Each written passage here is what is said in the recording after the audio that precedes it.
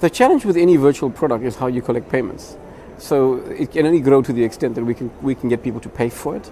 There's a propensity to pay, but an inability to actually do remote business.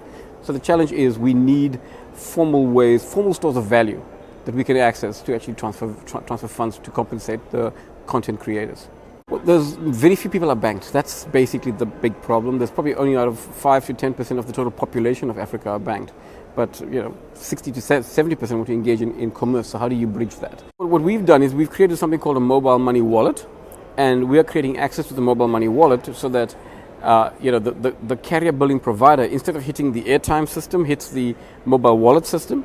And then we've created connectivity between the mobile wallet and the bank account, so you can push the money out of the bank account, pull it into the mobile wallet, and then use that as part of your direct carrier billing solution. For smaller nano transactions, direct carrier billing makes sense. You have to bear in mind that it costs us between 8 and 15% to get money into the wallet in the first place. So that makes it a very expensive way to pay. Banking payment products are much cheaper. Mobile money is much cheaper. So direct carrier billing is almost the third choice. It works really well when it's a small payment. So you're buying a screensaver, a ringtone, a game, one music track, a subscription for access to a music service, etc. So you're talking about a few American cents up to maybe $1. Our most popular music streaming product actually runs on a browser, not on an app. And obviously where you've got the traditional VAS businesses running off our service delivery platform, we do also facilitate direct carrier billing there as well.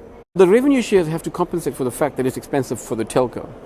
Can they be better? Well, possibly. It's easy to have this conversation when you've got a lot more economies of scale working for you.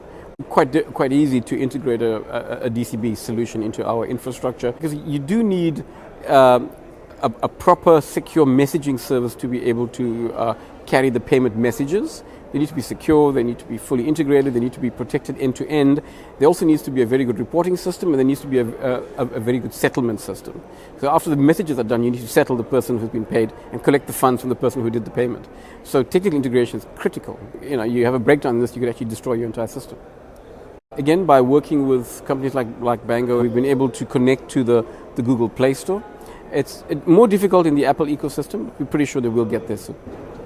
One of the big challenges is access to data and access to the right handsets. So what we've noticed is a dramatic increase in media consumption with smartphones and with the adoption of data bundles. So half the smartphones in Africa are not connected to the internet. We need to fix that.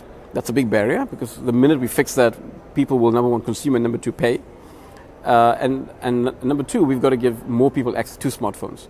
So I think as the price of smartphones drops, as we can formalize and industrialize the second-hand smartphone market, and as we can drive education of users so they know how to use the internet, I think you'll find a dramatic increase in the adoption of m-commerce.